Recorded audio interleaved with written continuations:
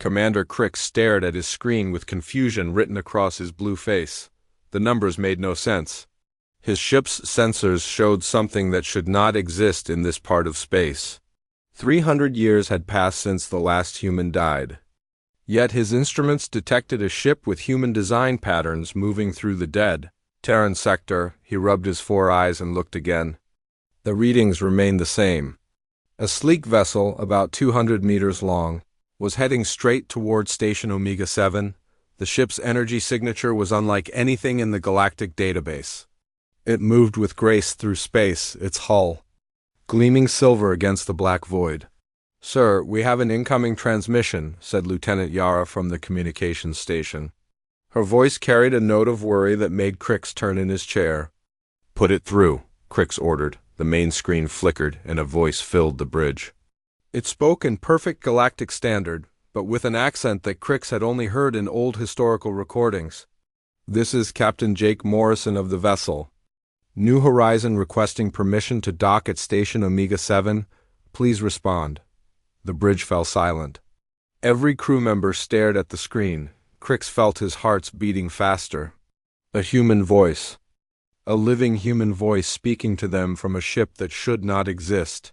"Did he say Morrison?" whispered Chief Engineer Zella. "That's a human name." Crix's hands shook as he reached for the communication controls. He had studied human history in the academy. Every student learned about the Great Purge, when the Zephyrian Empire hunted down every human colony. The museums were full of human artifacts. Children visited the monuments built to honor the extinct species. "This is Commander Crix of the Altarian Defense Force," he said slowly. "Please identify yourself and state your species." A pause. Then the voice came again, calm and patient. "I am human, Commander. I know this may come as a surprise." The communications officer fell off her chair. A security guard dropped his weapon. Crix felt dizzy and gripped his armrest tightly. "Impossible," he whispered. "I understand your shock." "Commander, may I dock?" "I have much to discuss with your station commander." Crix looked around his bridge. His crew stared back at him with wide eyes.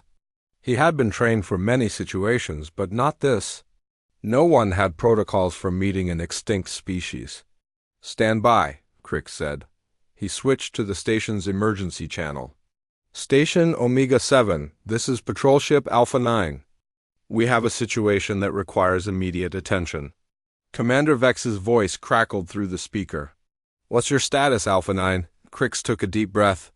"Sir, we have a human requesting permission to dock." Static filled the channel. For a long moment. "Repeat that, Alpha 9. Did you say human?"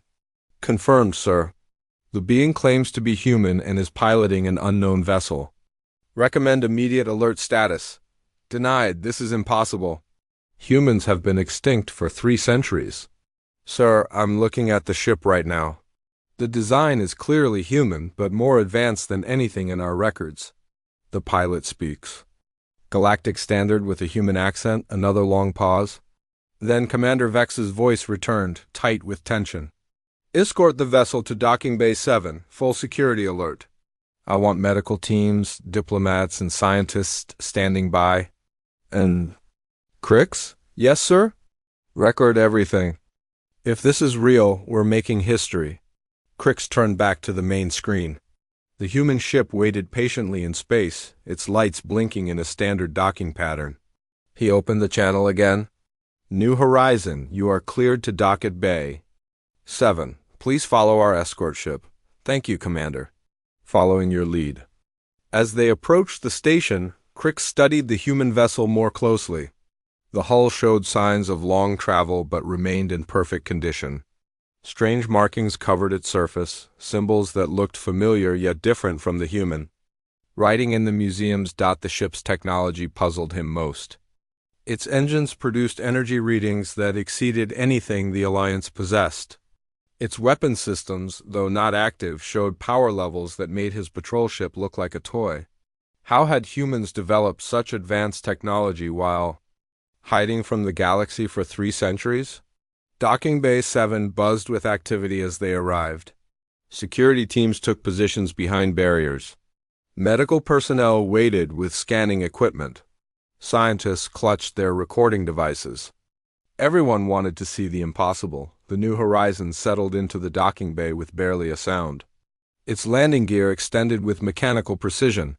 Steam hissed from vents as the ship's systems powered down. Crix watched through the bay's viewing window as the airlock cycled.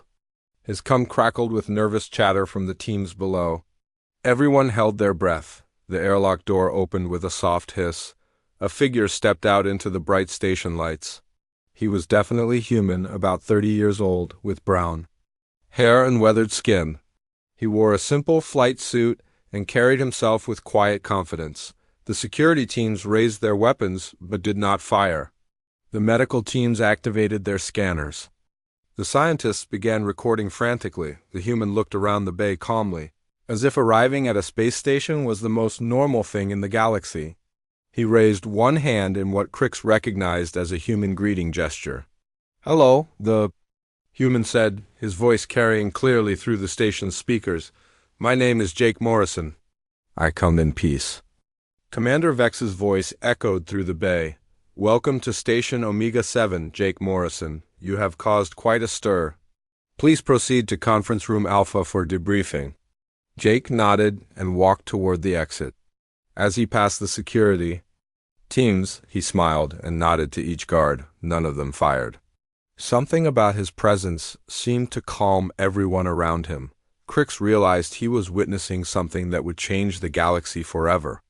The humans were not extinct. They had returned, and somehow he felt that everything was about to change. Conference Room Alpha had never seen so many important people at once. Commander Vex sat at the head of the table, his tentacles twitching with nervous energy. Scientists, diplomats, and security officers filled every available seat. Recording devices hummed quietly in the corners. Jake Morrison entered the room like he belonged there. He moved with easy confidence, nodding politely to everyone present. His brown eyes took in every detail of the room and its occupants. When he sat down, he folded his hands calmly on the table. "Thank you for seeing me, Commander Vex," Jake said. His voice carried no fear or uncertainty. "I know my presence here must be shocking." Commander Vex's main eye stalk focused on Jake, while his smaller eyes watched the exits. "Shocking is an understatement, Mr. Morrison. According to every historical record, your species has been extinct for 300 years. Jake smiled, and something in that expression made several people in the room relax. "Reports of our extinction have been greatly exaggerated, Commander." Dr. Alan Webb, the station's chief scientist, leaned forward eagerly. "Where have you been? How did humans survive the Great Purge?" "Our records show that the Zephyrians systematically destroyed every human colony." "The Zephyrians were thorough," Jake agreed, "but they underestimated human ingenuity. When the attacks began, some of our people went into deep hiding. Secret colonies in asteroid fields, underwater cities on forgotten worlds, hidden bases in the far reaches of uncharted space. Security Chief Kane spoke up, but we've explored those regions. Our deep space probes have mapped every system in the former Terran territories." Jake's eyes glinted with amusement. "Humans became very good at staying hidden, Chief Kane. When your survival depends on remaining invisible, you learn to be invisible." Commander Vex's tentacles stopped twitching. "You speak as if you were there during the purge, but you appear to be only 30 years old. Age can be deceiving, Commander."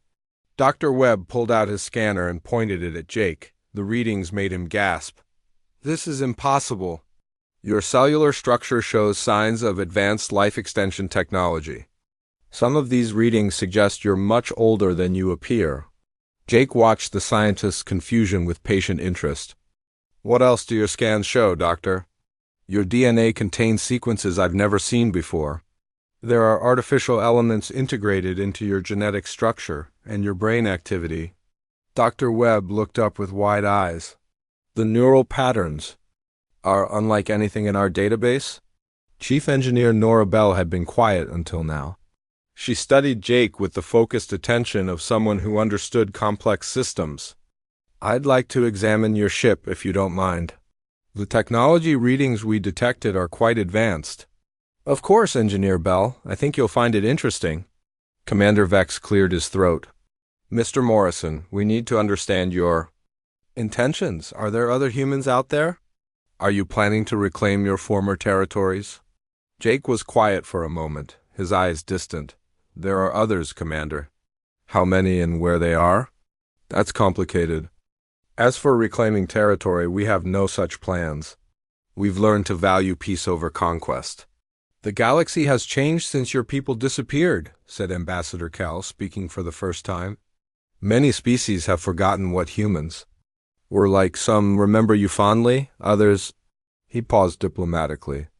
Others participated in or supported the genocide, Jake finished calmly. I'm aware of the political situation, Ambassador. The room fell silent. Jake's lack of anger or bitterness surprised everyone present. He spoke of his species' near extinction as if discussing the weather. Dr. Webb couldn't contain his curiosity. What can you tell us about Earth? Is the homeworld still habitable? Jake's expression softened. Earth endures. She's scarred but healing. The oceans are blue again. The forests have returned. Life finds a way, as it always does. You speak as if you've been there recently, observed Chief Kane. I have. The simple answer sent a ripple of excitement through the room. Earth, the legendary human homeworld, was not only habitable but apparently thriving. Engineer Bell leaned forward. I have to ask about your ship's technology. The power readings are beyond anything we've seen. How did humans develop such advanced systems while in hiding? Jake smiled again. Necessity breeds innovation, engineer. When you're fighting for survival, you find ways to exceed your limitations. 300 years of hidden development can produce remarkable results. May I examine your ship now? She asked eagerly. Of course, but I should warn you, some of the technology may seem unusual. They made their way to the docking bay in a group. Jake walked among them easily, answering questions with patience and humor. He seemed genuinely interested in learning about their cultures and technologies. The New Horizon sat in the bay like a sleeping giant. Up close, its advanced design was even more apparent. The whole material reflected light in patterns that suggested it could bend sensor beams around itself. The engine ports showed no signs of the usual wear from. Faster than light travel. Engineer Bell ran her scanners over the ship's surface. This hull material— it's not in any of our databases, and these energy conduits are integrated into the structure itself. How is that possible? Jake touched a panel on the ship's side. It glowed softly and opened to reveal a complex control interface. Human engineering took some interesting turns during our isolation. We learned to think differently about how ships should work. The ship's interior amazed everyone who saw it. The corridors were spacious and well lit. The bridge combined familiar human design elements with technology that seemed almost alive. Screens showed star charts with notations in human script, but the symbols were more advanced than anything in the historical records. The computer system, Engineer Bell whispered as she examined the main console. It's not just processing data. It's actually thinking. Jake nodded. Artificial intelligence became crucial for our survival.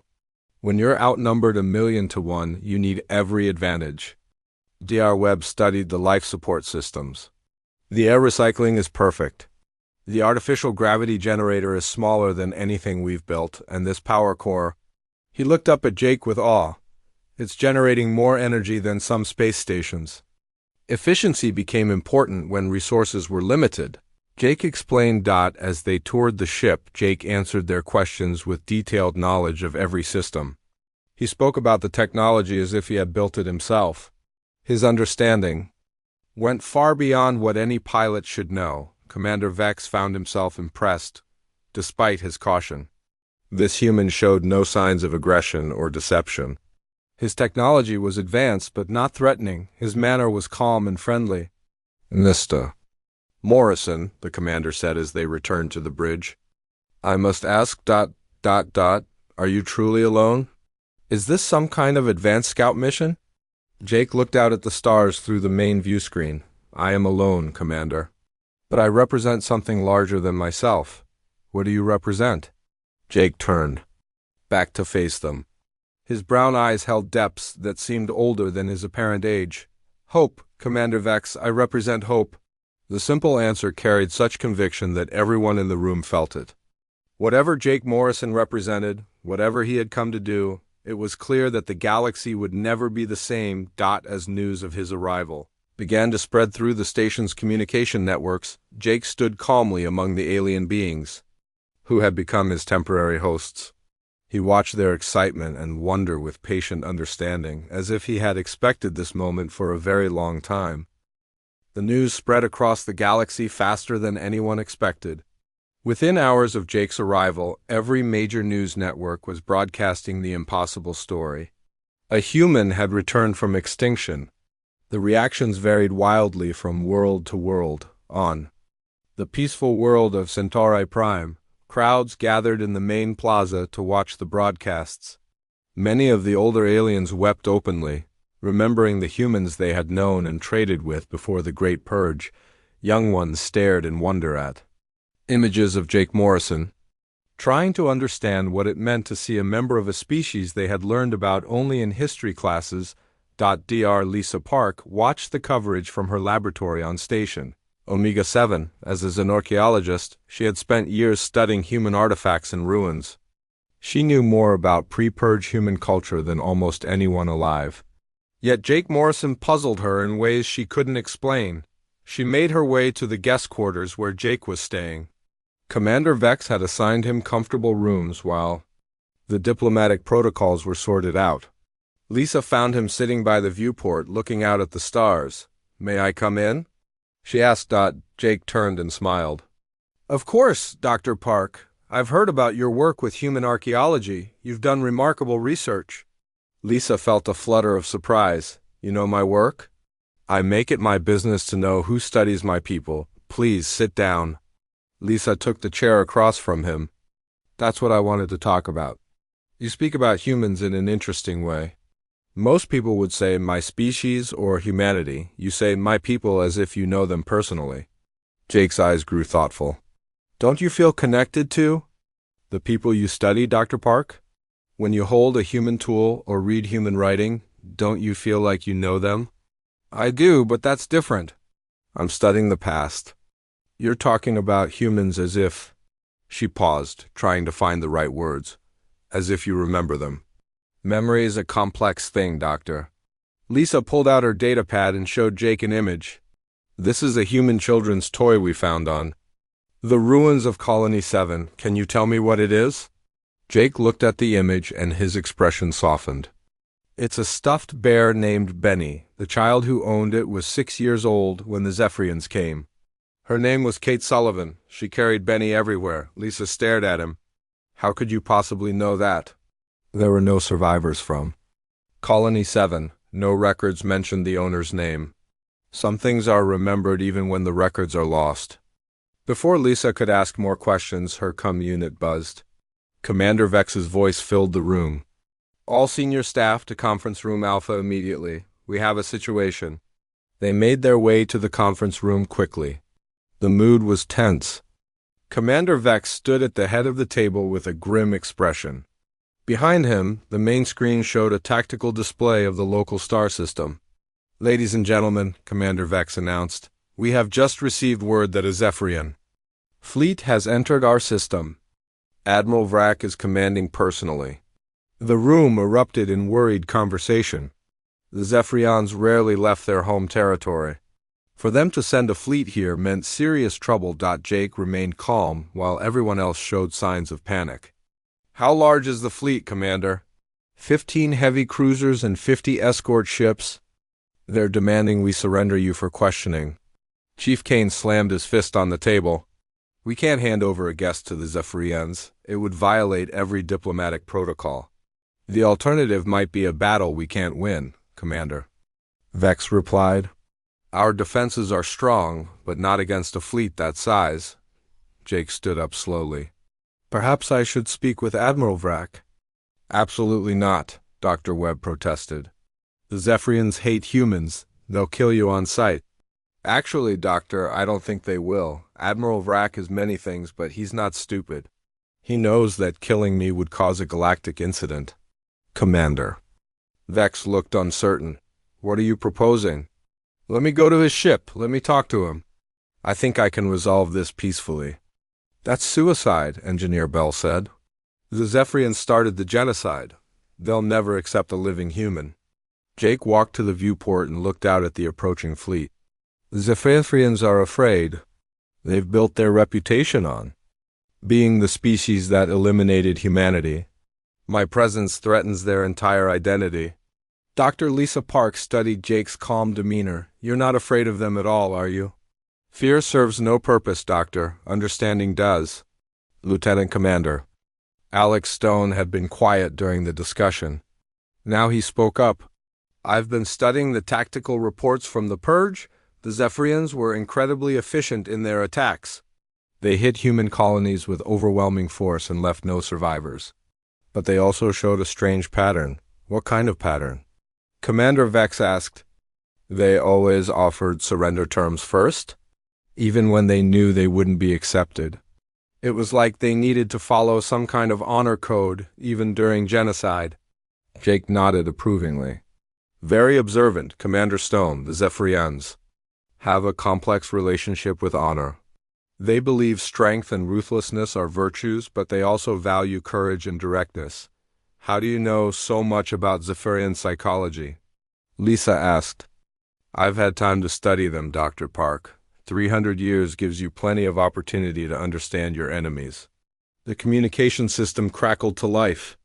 A harsh, guttural voice filled the room, speaking in the aggressive tones of the Zephyrian language. This is Admiral Vrak of the Zephyrian Imperial Fleet, Station Omega-7. You will surrender the human criminal to us immediately or face the consequences. Jake walked calmly to the communication panel. Admiral Vrak, this is Jake Morrison. I request permission to come aboard your flagship for negotiations. The channel fell silent for a long moment. Then Admiral Vrak's voice returned, filled with surprise and anger. You dare speak to me, human scum? Your species is extinct. You are an impossibility. Yet here I am, Admiral. If you want answers, you'll have to talk to me. I'm willing to come to your ship alone and unarmed. Another pause. You would trust yourself to Zephyrian honor? I would trust you to be what you are, Admiral. A warrior who values strength and courage. The longest pause yet. Finally, Admiral Vrak spoke again. You have 1 hour to reach my flagship. Come alone. Any tricks and your space station burns. The channel closed. Everyone in the room stared at Jake with a mixture of admiration and horror. You can't seriously be planning to go through with this, Engineer Bell said. Jake was already moving toward the door. I gave my word, Engineer. Besides, this conversation is long overdue. Commander Vex followed him into the corridor. Mr. Morrison, I can't allow this. It's too dangerous. Jake stopped and turned. For a moment, his young face seemed to carry the weight of centuries.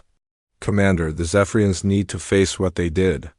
They need to confront the reality that humans survived their genocide. And I need to look them in the eye and tell them that their war is over. What if they kill you? Jake smiled sadly. Then at least they'll know that humans died with dignity. As Jake prepared to leave for the Zephyrian flagship, Dr. Lisa Park caught up with him at the docking bay. I have to ask you something before you go. What is it, Doctor? Earlier, when you knew about that little girl and her stuffed bear, how did you really know that? Jake paused at the airlock to his ship. What do you think, Dr. Park? I think you're not just a survivor of the Purge. I think you were there. I think you're much older than you appear. Jake's eyes held infinite sadness for just a moment. Some questions have answers that change everything, Doctor. Are you sure you want to know? Before she could answer, Jake stepped into his ship and sealed the airlock behind him. Dr. Lisa Park watched through the bay's viewing port as the new Horizon launched toward the waiting Zephyrian fleet, carrying with it secrets that might shake the foundations of everything the galaxy believed about the past. The Zephyrian flagship, Bloodfang, loomed like a metal mountain against the stars. Its dark hull bristled with weapons designed for one purpose, destroying enemies completely. Jake's small ship looked like a toy beside the massive war vessel.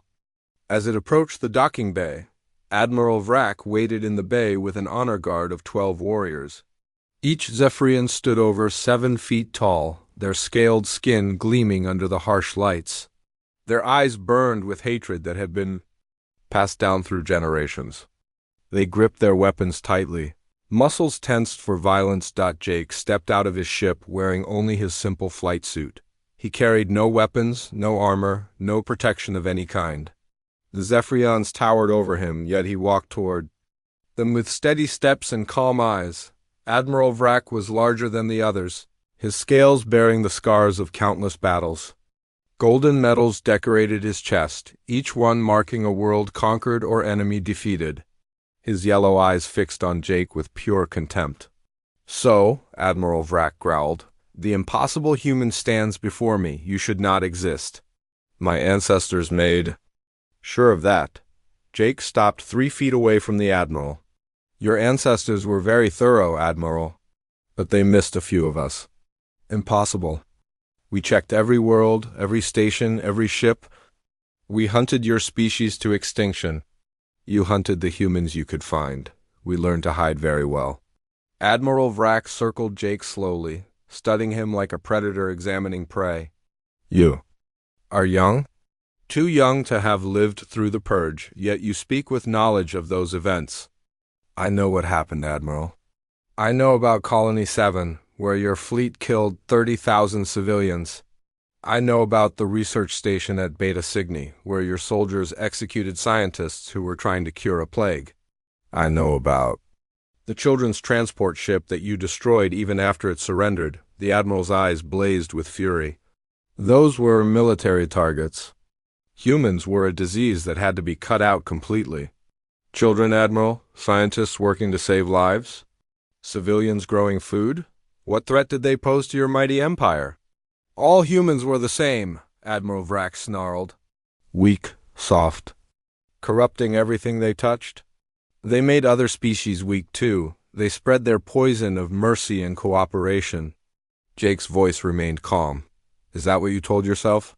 That mercy was poison?" "It was truth. Look at your species now, extinct, proven weak. Yet here I stand." Admiral Vrak's massive hand moved to his weapon. "One survivor does not make a species human. You are alone, powerless. When I kill you, humanity dies forever. Will it, Admiral?" "Something," in Jake's tone, made the Zephyrian pause. "What do you mean?" "Kill me if you wish. But answer this first. How many fleets did you send to hunt humans?" "Hundreds. We scoured every sector of space. And how many years did it take?" 50 years of constant hunting." 50 years, Jake repeated thoughtfully, "to find and kill every member of a species that had no military, no unified government, no weapons that could challenge yours. 50 years to hunt down farmers and teachers and children. Does that sound like efficiency to you, Admiral?" "Admiral," Vrak's scarred face twisted with confusion and anger. "We were thorough. You were hunting ghosts. You found some of us, yes. But humans are very good at adapting. We learned to become invisible." "Lies. Our sensors can detect any ship, any base, any colony." Jake smiled sadly. "Can they detect this one?" Before Admiral Vrak could respond, Jake did something that stunned everyone in the docking bay. He closed his eyes and seemed to concentrate. The air around him shimmered slightly, and for just a moment he appeared to fade from view. The Zephyrians raised their weapons in alarm. Jake became visible again, but the message was clear. Human technology had advanced far beyond what anyone imagined. "How?" Admiral Vrak demanded. 300 years of hiding teaches you many things, Admiral. We learned to bend light, to mask energy signatures, to exist in the spaces between your sensors. We became very good at survival. Then why reveal yourself now? Why come out of hiding? Jake walked to the bay's viewing port and looked out at the stars. "Because hiding is not living, Admiral. Because my people deserve better than to exist in the shadows. And because it's time for the hatred to end." Admiral Vrak followed him to the window. "And? You think I could ever stop hating humans? Your species destroyed the natural order. The strong should rule the weak, not coddle them." "The strong do rule, Admiral, but true strength doesn't require cruelty." Pretty words from a dead species. Jake turned to face the Admiral directly. I forgive you. The words hit Admiral Vrack like a physical blow. He staggered back, his face contorting with rage and confusion. What did you say? I forgive you, Admiral Vrack. I forgive your empire. I forgive your people for the genocide. I forgive the fear that drove you to try to wipe us out. No, Admiral Vrack roared. You don't get to forgive us. We don't want your forgiveness. Nevertheless, you have it. The Admiral's massive hands shook with fury.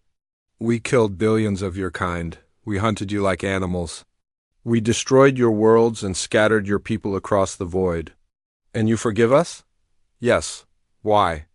Jake's voice carried infinite sadness and infinite compassion.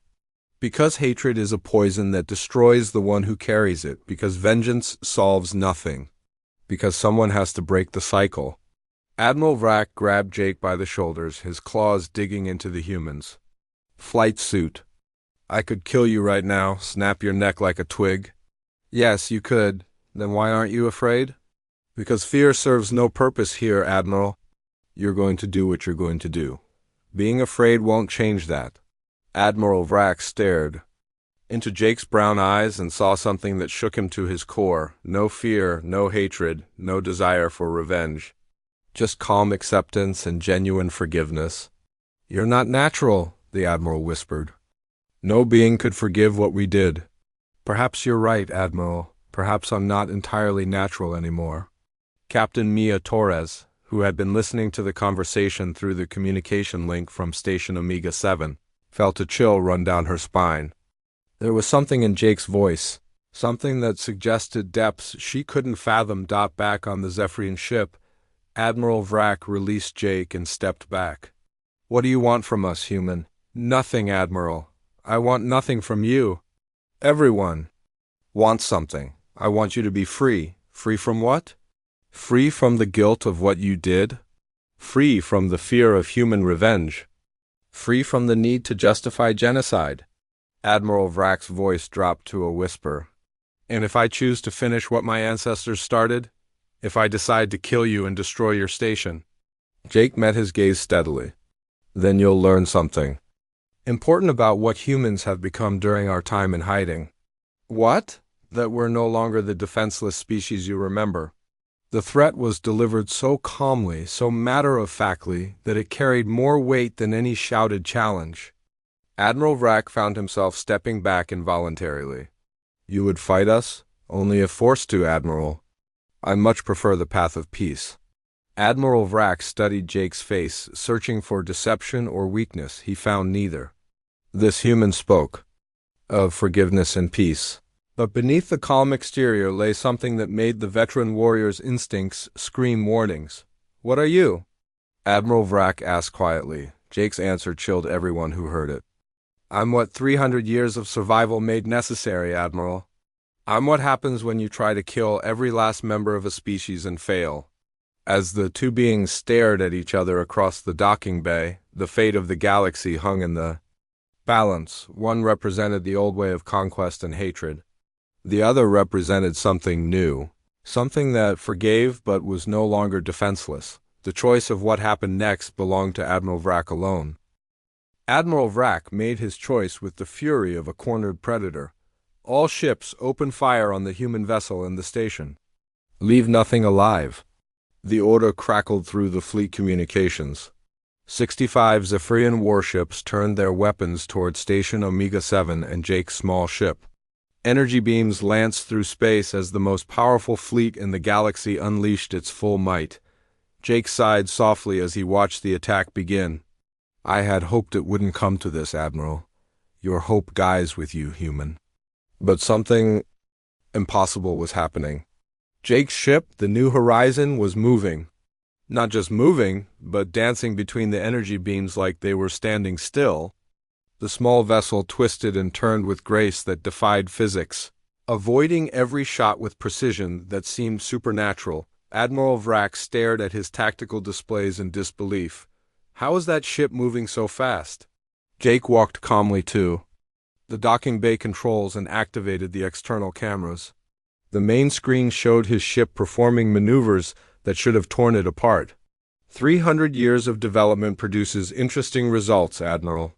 The New Horizons stopped dodging and began to fight back. Beams of pure energy erupted from weapons that hadn't been visible before. Each shot found its target with perfect accuracy. Zephyrian ships that had ruled space for centuries began exploding like toys. "Impossible," Admiral Vrak whispered. "Your ship is destroying heavy cruisers." "Yes, it is.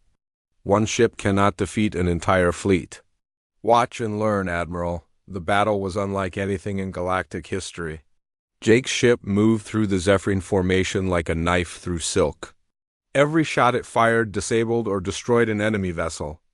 The Zephyrians tried to surround it, tried to overwhelm it with numbers, tried every tactic they knew. Nothing worked. Within 10 minutes, half the Zephyrian fleet was floating debris.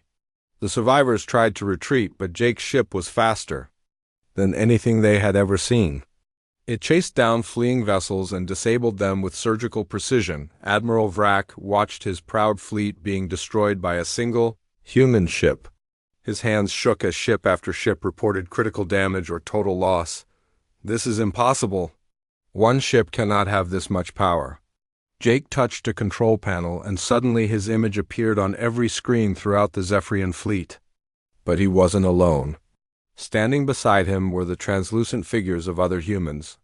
Dozens of them, then hundreds. Then thousands, Admiral Vrak, Jake's voice carried to every ship. "Allow me to introduce myself properly. I am Jake Morrison, but I am also David Chun and Maria Rodriguez and countless others. I am every human who died in your purge. I am every human who survived in hiding. I am all of humanity compressed into one being." Admiral Vrak fell to his knees. "That's impossible." "No, Admiral. That's what becomes necessary when a species faces extinction." On Station Omega-7, Dr. Lisa Park and Captain Mia Torres watched the impossible revelation unfold. The truth hit them like a physical blow. "He's not just a human," Lisa whispered. "He's all humans." Jake's voice continued across all channels. "When the purge began, our greatest minds realized that we could not survive as individuals. So we developed technology to combine our consciousness, our memories, our souls. Every human who agreed to the process became part of me." The ghostly figures around Jake became clearer. Men, women, children, elderly people. All the faces of humanity stood with him. "I carry within me the memories of every person killed on Colony 7. I remember what it felt like to die. In the bombing of New Tokyo, I lived through the destruction of the research stations and the hunting of the refugee ships. I am everyone who suffered under your genocide." Admiral Vrak's voice was barely a whisper. "How many?" "Billions, Admiral. I am billions of human beings compressed into one body, one mind, one purpose. I am what becomes necessary when you try to erase a species from existence." The battle had stopped. The remaining Zephyrian ships floated helplessly in space, their weapon systems disabled. Jake's ship held position near the flagship, no longer attacking but clearly capable of destroying them all. "I remember every act of kindness shown to humans during the dark years," Jake continued. "I remember every species that tried to help. U.S. I remember every individual who chose mercy over cruelty. But I also remember every ship that fired on civilian transports, every soldier who followed orders to kill children, every politician who voted to support the genocide." Engineer Nora Bell stared at her readings in amazement. "The energy signatures from his ship? They're not mechanical. They're biological. The ship is alive." Jake heard her comment through the communication link. "Very perceptive, Engineer Bell. The New Horizon is grown, not built. It's part of me, an extension of my combined consciousness. Human technology and human will merge into something new." Admiral Vrak struggled to his feet. "What do you want? Revenge? Are you going to kill us all?" "No, Admiral. I told you before, I forgive you." "But you just destroyed my fleet." "I disabled your fleet." "Count your casualties, Admiral." Admiral Vrak checked his reports frantically. Ship after ship reported the same thing. Systems disabled, weapons destroyed, but no deaths. Somehow, Jake had crippled 65 warships without killing a single Zephyrian. How? Admiral Vrak asked. Because despite everything you did to us, Admiral, I am still human. We do not kill when we can avoid it. We protect life, even the lives of our enemies. Captain Mia Torres felt tears running down her face. He could have killed them all.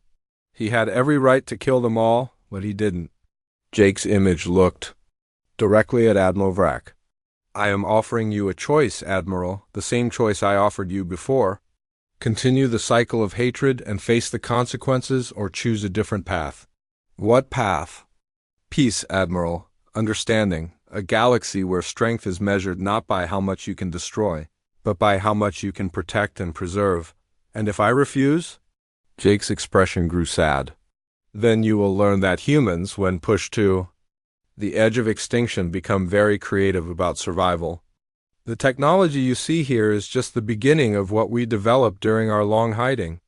Admiral Vrak looked around his bridge at his crew. They stared back at him with fear and confusion. Everything they had believed about their superiority, about the weakness of humans, had been shattered in minutes. What happens now? Admiral Vrak asked. Now, Admiral, you make a choice. Go home and tell your people that the war is over.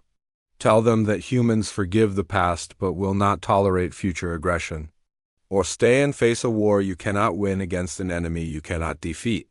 Dr. Lisa Park found her voice. Jake, the question I asked you before, about how you knew things you shouldn't know, ... Jake's image smiled sadly. Now you understand, Dr. Park. I know because I was there. I am every human who lived through the purge and every human who died in it. I am the collective memory and will of an entire species. Are you still human? That's a question I ask myself every day, Doctor. I have human memories, human emotions, human values, but I am also something more than human. Something that became necessary for survival. Admiral Vrak stood in his ruined command center, surrounded by the wreckage of his pride and the bodies of his assumptions. The human before him offered forgiveness for the greatest crime in galactic history, even while proving that humans were no longer the helpless species they had tried to exterminate. I choose peace, Admiral Vrak said quietly. The words echoed through every ship in the fleet and back to Station Omega 7. The war that had begun 3 centuries ago with genocide was finally ending. Not with vengeance, but with forgiveness. Jake's image began to fade as the ghostly figures of humanity gathered around him. Thank you, Admiral. Your people and mine can build something better together. As the Zephyrian fleet began its journey home, carrying news that would shake their empire to its foundations, Jake Morrison stood alone on his ship once more. But he was never truly alone. He carried within him the hopes, dreams, and love of billions of souls who had trusted him to ensure that humanity would endure. The last war between humans and Zephyrians was over. The first peace between them was about to begin. The Galactic Council chamber had never seen such a gathering. Representatives from every major species filled the vast hall, their attention focused on the human who stood calmly at the center podium. Jake Morrison faced the assembled aliens. With the same quiet confidence he had shown since his arrival, High Arbiter Zen of the Crystalline Collective spoke first. Jake Morrison, representative of humanity. The Council has called this emergency session to address your people's return to galactic society. What are your intentions? Jake looked around the chamber, meeting the eyes of beings who represented trillions of lives across the galaxy. My intentions are simple, High Arbiter. I want my people to live in peace. Senator Krell of the Aquatic Federation leaned forward. Peace is a noble goal, but the galaxy has seen what your ship can do. Your technology far exceeds our own. How? Do we know you won't use it against us? Because, Senator, power used for conquest corrupts the one who wields it. Humans learned that lesson long before the purge. Ambassador Yao from the insectoid hives clicked her mandibles nervously. The reports from the Zephyrian encounter are disturbing. You destroyed an entire fleet with one ship. You possess weapons. Beyond our understanding. Jake nodded. I defended myself and my allies when attacked. But notice, Ambassador, that not one Zephyrian died in that battle. If I had wanted conquest, Admiral Vrak's entire fleet would be debris. High Arbiter Zens. Crystalline form chimed softly. You claim to represent all humanity, yet you appear to be one individual. How do we negotiate with a species that exists as a single being? Jake smiled sadly. I understand your confusion, High Arbiter. Let me explain what I truly am. The chamber fell silent as Jake began to speak. His voice carried the weight of centuries and the pain of billions. 300 years ago, when the genocide began, humanity faced a choice: die as individuals or survive as something new. Our greatest minds developed technology to merge consciousness, to combine our souls and memories into a collective being that could preserve everything we were.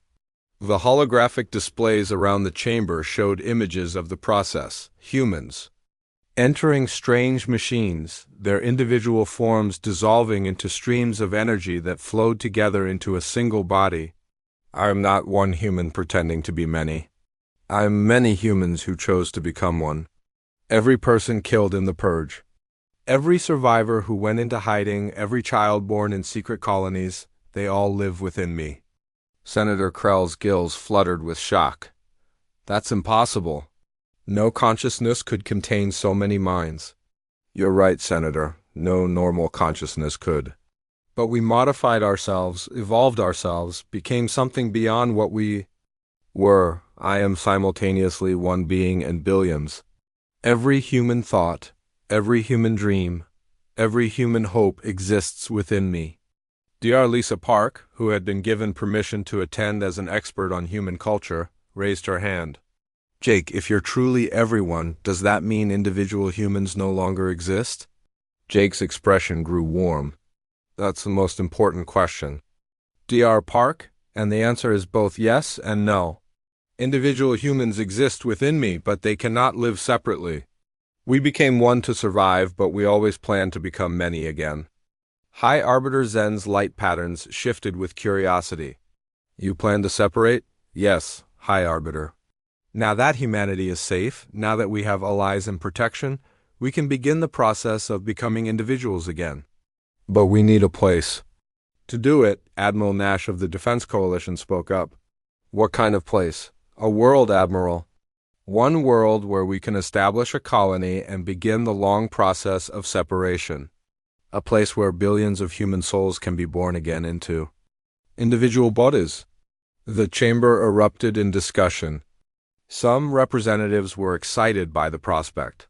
Others were worried about the implications of billions of new humans suddenly existing. High Arbiter Zen called for order. This is an unprecedented situation. How do we handle the return of an entire species? Jake waited for the noise to die down. I'm not asking for special treatment, High Arbiter. I'm asking for what any refugee would ask for, a chance to rebuild. Senator Krell raised a concern. The technology you possess, the weapons and defenses, they could destabilize the entire galactic balance of power.